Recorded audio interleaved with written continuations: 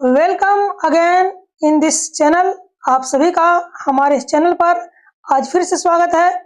जैसा कि आप जानते हैं कि हम आपको 500 ऑब्जेक्टिव प्रश्न जो है वो बता रहे हैं, जिसका यह सेकेंड वीडियो है। और इस वीडियो में हम कुछ इम्पोर्टेंट प्रश्न को देखेंगे जो एग्जाम में अक्सर पूछे जाते हैं और कई बार एग्जाम में आ चुके हैं।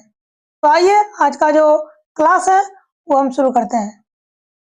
तो क्वेश्चन नंबर 10 तक हम लोगों ने कंप्लीट कर लिया है। तो चलिए क्वेश्चन नंबर 11 देखते हैं, जो कि है we notice that the mind is a restless bird, the more it gets the more it wants, is from dash. यानी वी से लेकर वांट्स तक जो है लाइन दी गई है वह किस लेसन से है, इस लेसन से लिया गया है। पहला ऑप्शन आपके सामने है Bharat is my home. Second option है ए पिंच ऑफ सनअप। सेकंड के बाद थर्ड ऑप्शन है इंडियन सिविलाइजेशन एंड कल्चर। और लास्ट ऑप्शन है how free is the press. तो आपको बता दें कि यह जो लाइन है वह इंडियन सिविलाइजेशन एंड कल्चर यानी भारतीय सभ्यता और संस्कृति से लिया गया है। ऑप्शन नंबर सी जो है वो हमारा हो जाएगा करेक्ट आंसर। चलिए देखते हैं question number 12। Gandhi ji was a spiritual leader rather than a dash. Gandhi ji जो है वो किससे अधिक एक आध्यात्मिक नेता थे। तो पॉलिटिशियन, राइटर, टीचर या फिलोसफर। ठीक है, तो इसका राइट आंसर क्या हो जाएगा, पॉलिटिशियन। यानी गांधी जी जो थे वह एक राजनेता से अधिक आध्यात्मिक नेता थे। तो ऑप्शन नंबर ए जो है वो हमारा करेक्ट आंसर है। चलिए देखते हैं question number next. Gandhi is known as the dash. यानी गांधी जी को किस रूप में जाने जाते हैं। पहला option prime minister of India, iron man of India, father of the nation या बापू या प्रिंस ऑफ इंडिया। तो किस रूप में हम उसे जानते हैं। तो हम उसे जानते हैं फादर ऑफ द नेशन यानी कि राष्ट्रपिता के रूप में या फिर बापू के रूप में। तो ऑप्शन नंबर सी जो है वो हमारा क्या हो गया, राइट आंसर हो गया। चलिए इसी प्रकार से अगला क्वेश्चन देखते हैं। अगला क्वेश्चन हमारा है माई एक्सपेरिमेंट विथ ट्रूथ यानी सत्य के साथ मेरा प्रयोग वाज रिटेन बाय डैश।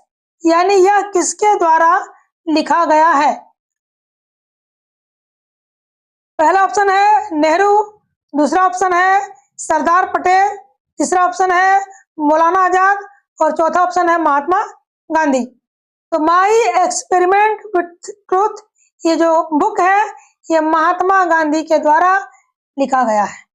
तो ऑप्शन नंबर डी जो है वो करेक्ट आंसर है। चलिए क्वेश्चन नंबर देखते हैं 15।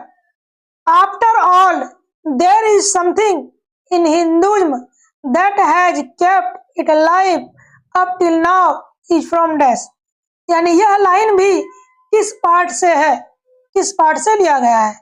पहला आई हैव ए ड्रीम, दूसरा द अर्थ, तीसरा इंडियन सिविलाइजेशन एंड कल्चर और चौथा ऑप्शन है भारत इज माई होम।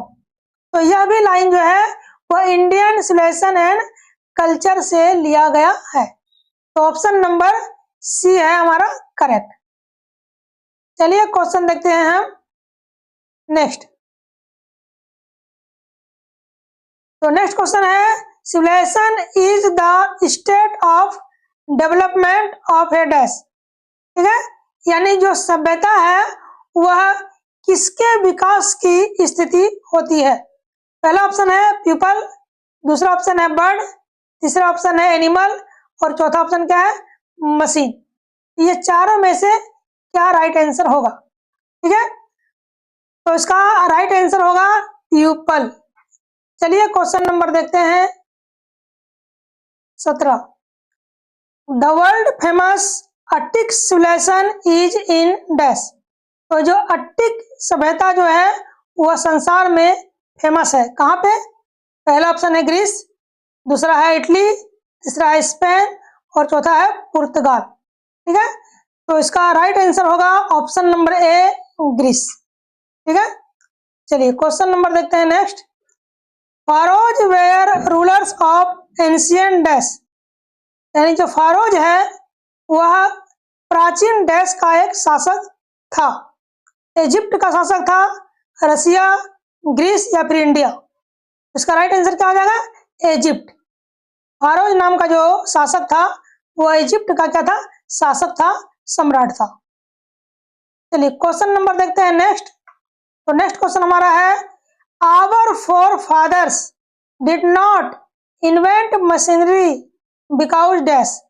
हमारे जो पूर्वज हैं वह मशीनों का आविष्कार नहीं किए, बिकॉज क्योंकि। पहला ऑप्शन है they knew we would become slaves, they were jealous of us, they loved simplicity या दे लैक्ड इंटेलिजेंस। इसका राइट आंसर क्या हो जाएगा? They knew we would become slaves, क्योंकि वे जानते थे कि हम लोग उसके गुलाम बन जाएंगे।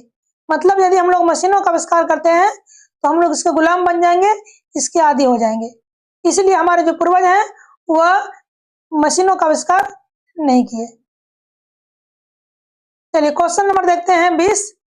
The more we indulge our passions the more unbridled they become is from dash.